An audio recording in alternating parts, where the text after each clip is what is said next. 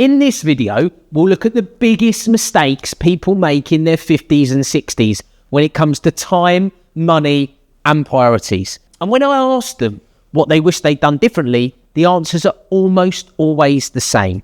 Lesson one I've learned from these people is on the 3 stages of life. When you're young, you've got time and energy, but no money.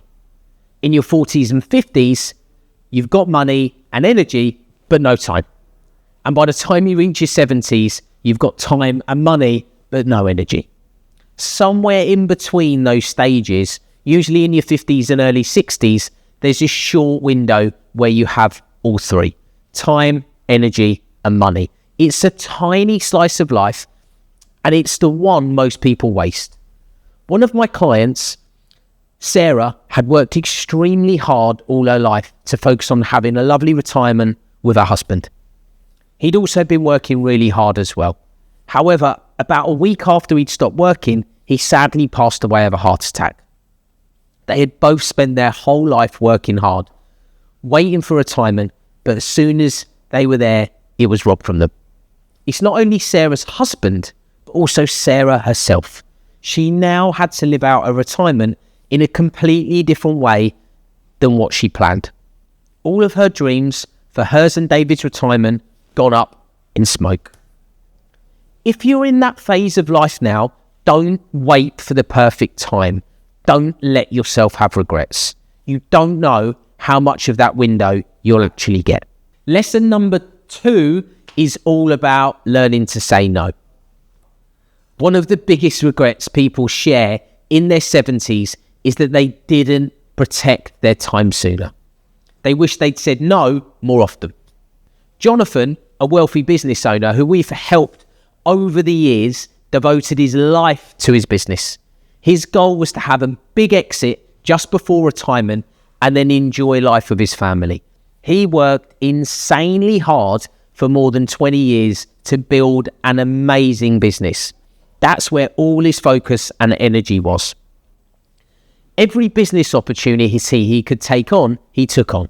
He did not say no to anything that came his way with regards to his business.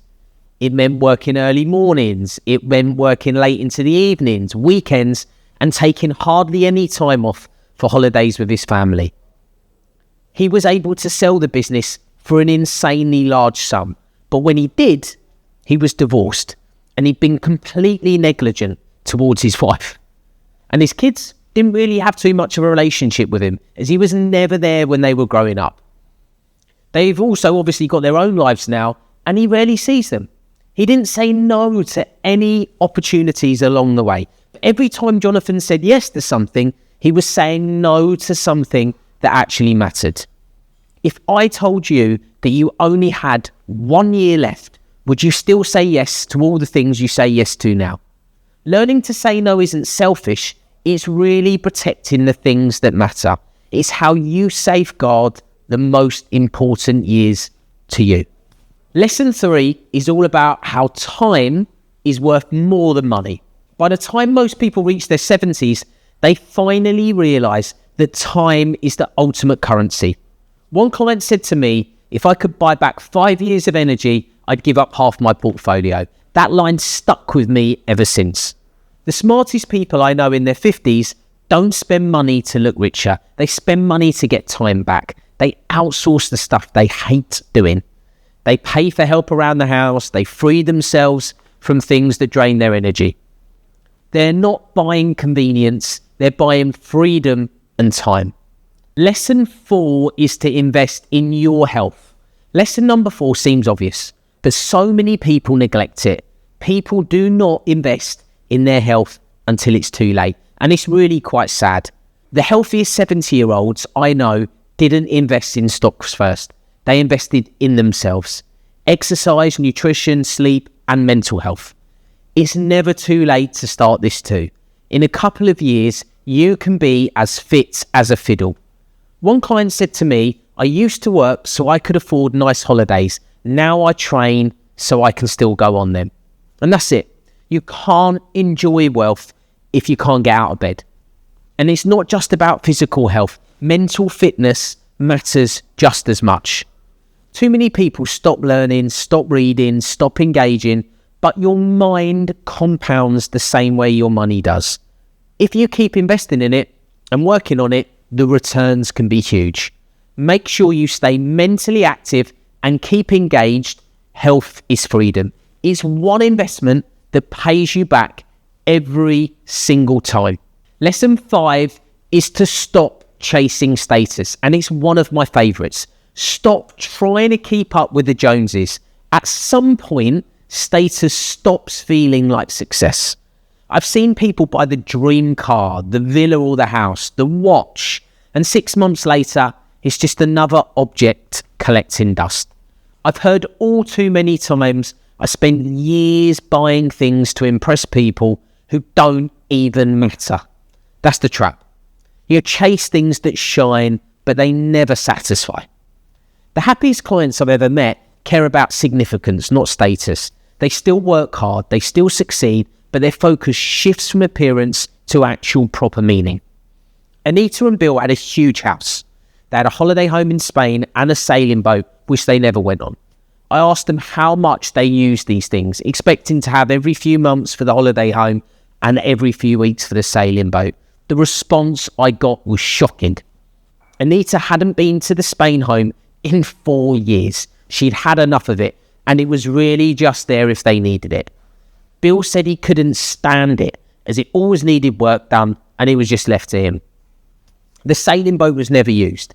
As a result, they sold the boat and the house and bought a small apartment with the proceeds near where their children had moved, because they wanted to spend more time with them. They're also thinking of downsizing their home and gifting some of that money to their youngest son and his family because they need a new house. What they realised was that they were just keeping hold of their big home because it looked like a great investment and impressed people. Really, they didn't need it. It was costing a fortune to run, and they had both had enough of trying to maintain it. The money would go to the kids anyway, so why not do it now? If you want to measure real wealth, measure how many mornings you wake up and do exactly what you want with the people that you want and love. Lesson 6 is to reconnect and reinvest in people. When clients reflect in their 70s, relationships always come up. Always. They wish they called that friend back. They wish they spent more time with their kids. They wish they'd shown up before it was too late. Not one person has ever said to me, I wish I'd worked more weekends. The older you get, the more you realise memories compound better than money. Lesson 7 is ensuring that you don't just retire, you redefine what you're doing with your life moving forward. The happiest people I know don't stop working, they just redefine what it means. They mentor younger people, they volunteer, they start something a bit new, a bit fresh. They see retirement not as a finish line, but as a fresh chapter of their life that they're about to commence. For example, instead of giving up work completely, mentoring younger professionals can be amazingly rewarding. I know people who've done this, and it gave them a new lease of life. It gives them a purpose, a new mission to explore on this new chapter. Purpose is what keeps you young. When purpose ends, the climb begins. So I hope you realise now you've got this short window, the one where you still have energy, money and time. Make it count, spend it on experiences, not excuses. Say no more often, buy back your time, take care of your health, and invest deeply in the people around you. Because money builds comfort, but wisdom builds real freedom. If you enjoyed this video, please like the video and subscribe to the channel. Have a great day ahead, and thanks for listening.